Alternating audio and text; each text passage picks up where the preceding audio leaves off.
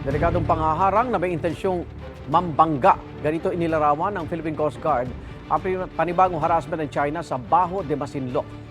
Para sa National Maritime Council, tila pinipilit na gawing normal ng China ang mga ganyang klaseng aktibidad sa West Philippine Sea.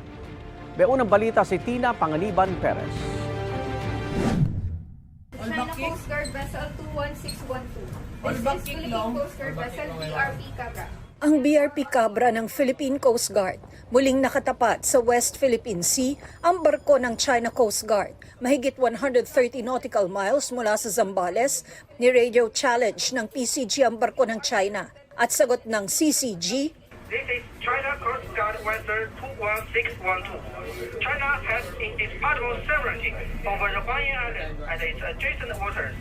ang Huangyan na tinutukoy ng China Coast Guard, tawag nila sa Bajo de Masinloc na bahagi ng Exclusive Economic Zone ng Pilipinas at mahigit 36 nautical miles mula sa kinaroroonan ng dalawang barko.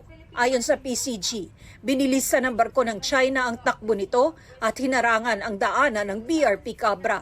They really intend to ram and collide with the Philippine Coast Guard vessel.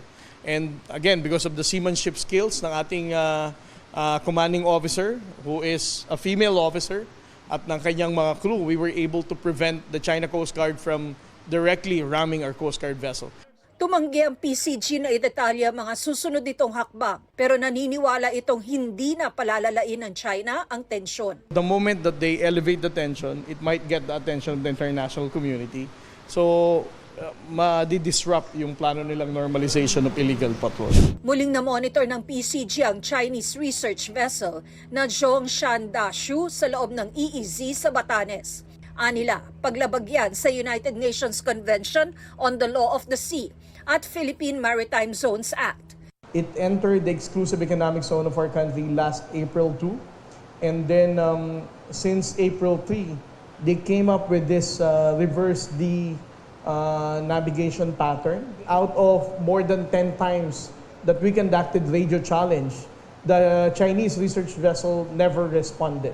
Tingin ng National Maritime Council, pilit ginagawang normal ng China ang panghihimasok sa maritime zone ng bansa. They're trying to do these things under the cover of legality. Our Coast Guard is doing very well by counter-challenging them. Ikinababahala rin ng NMC ang mga drone na natagpuan sa dagat ng Pilipinas. There is a 55 to 80% likelihood that this was deployed by the Chinese Communist Party. They have the capability to receive, to process, to store, and to transmit data through satellite communications to a station on land, to a mothership, or to other drones. Ilan sa electrical components ng drone gawa raw ng Chinese defense companies. Ang SIM card naman na nahanap, huling nag-transmit daw ng data papuntang mainland China. There was an iridium transceiver with serial number HWA Create. HWA Create is a company that focuses on defense, civil, government, and industrial solutions, the headquarters of which is in Beijing. There was a China Telecom SIM card. Wala pang pahayag ang Chinese Embassy tungkol dito. Ito ang unang balita. Tina Panganiban Perez para sa GMA Integrated News.